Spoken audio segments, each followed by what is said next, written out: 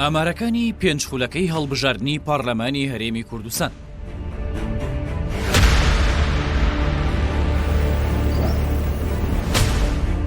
هەڵبژاردننی یەکەم لە 19 ئایاری 1992دا هەڵبژاردن بەڕێوەچوو. جەوهەرنامێق کە سەربا پەدەکە بوو بووە سەرۆکی پارلەمان. لەم خولەی پارلەماندا یەنەکە و پەدەکە باشووری کوردستانیان لە نێوان خۆیاندا دابەش کرد. هەریەک لە پەدەکە و یەنەکە لە خولی یەکەمی پارلەماندا خاوەنی 50 کورسی بوون. 5 کورسیش بۆ کەمینەتەوەییەکان بوو. لە خولی یەکەمی هەڵبژاردندا 99 پارلەمانتار پیاو بوون، تەنها 6 ژن بوون.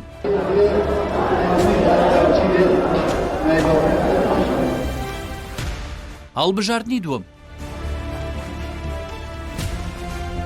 لە 30 کانونی دووەمی 2005دا هەڵبژاردننی خولی دووەمی پارلەمانی هەرێمی کوردستان بەڕێوەچوو. لە خولی دووەمدا عەدنان موفتی کە سەربەیەنەکە بوو بووە سەرۆکی پارلەمان. بەگشتی 13 لیستی جیاواز بەشداری هەڵبژاردنیان کرد. لەم خولەدا ژمارەی پارلەمانتاران لە 105ەوە کرا بە 111 پارلەمانتار. لەم هەڵبژاردنەدا یەنەکە، پەدەکە، یەکگرتووی ئیسلامی، لیستی نیشتمانی دیموکراتی کوردستان بە یەک لیست بەشداریان کردو.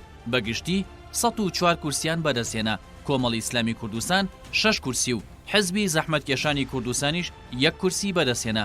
لە هەڵبژاردنی دووەمدا لە 105 پارلەمانتار تەنها 29 ژن بوون. هەڵبژاردنی سێم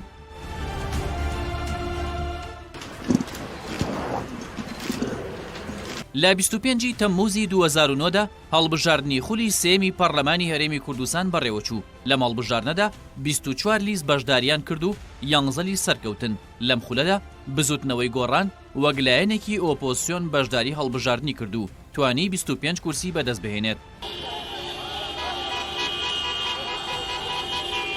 یەنەکە و پەدەکە بە یەکەوە بە ناوی لیستی نیشتمانی بەشداری هەڵبژاردنیان کرد و 64 کورسیان بەدەستهێنا.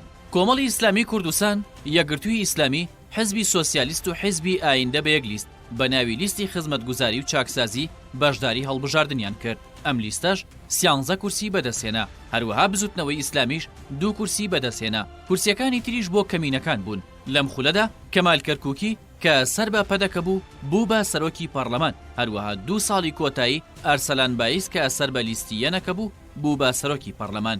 لە هەڵبژاردننی سێمدا 71 پارلەمانتار پیاو بوون و تەنها 40 ژن بوون. هەڵبژاردننی چوارەم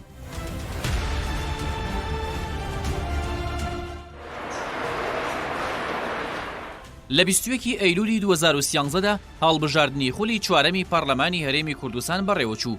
لە هەڵبژاردنەدا 31 لیست بەشداریان کرد و لەو ژمارەیەش 17 لیست سەرکەوتن. لە هەڵبژاردندا پەدەکە 39، گۆڕان 24، یەنەکە 19، یەکگرتووی ئیسلامی 10، کۆمەڵی ئیسلامی 7، حزبی سۆسیالیست 2، بزوتنەوەی ئیسلامی 1 و حزبی کۆمۆنیستیش 1 کورسیان بەدەستێنا. لە بزوتنەوەی گۆڕان یوسف محەممەد لەم خولەدا بوو بە سەرۆکی پەرلەمان. بۆی گفتوگۆکان لە سەر یاسای سەرۆکایەتی هەرێم لە 19 شوباتی 2015دا ئاڵۆزی لە نێوان گۆڕان و پەدەکەدا دروست بوو. پەدەکە دوای ئەوە نەیهێشت یوسف محەممەد بچێتە هەولێر. بەهۆی ئەمەوە 2 ساڵ پەرلەمان داخرا. لە هەڵبژاردننی چوارەمدا 78 پیا و 33 ژن بوونە پەرلەمانتار. هەڵبژاردننی پێنجەم لە 30 ئەیلولی 2018دا هەڵبژاردننی خولی پێنجەمی پارلەمان بەڕێوەچوو. لەم هەڵبژاردنەدا پەدەکە 45، یەنەکە 21، بزوتنەوەی گۆڕان 12، نەوەی نوێ 8، کۆمەڵی ئیسلامی 7، یەکگرتووی ئیسلامی و بزوتنەوەی ئیسلامی 5، حزبی کۆمۆنیست 1 و حزبی سۆسیالیستیش 1 کورسیان بەدەستهێنا. لە 11 تەمموزی 2019دا لە فراکسیۆنی یەنەکە ڕێوازفایق بوو بە سەرۆکی پارلەمانی هەرێمی کوردستان. لە خولی پێنجەمی هەڵبژاردننی پارلەمانی هەرێمی کوردستاندا تەنها 33 ژن و 77 پیاو بوون. واتە لە هەر 5 هەڵبژاردننی پارلەمانی هەرێمی کوردستاندا لە کۆی 549 پارلەمانتار تەنها 142 ژن بوون.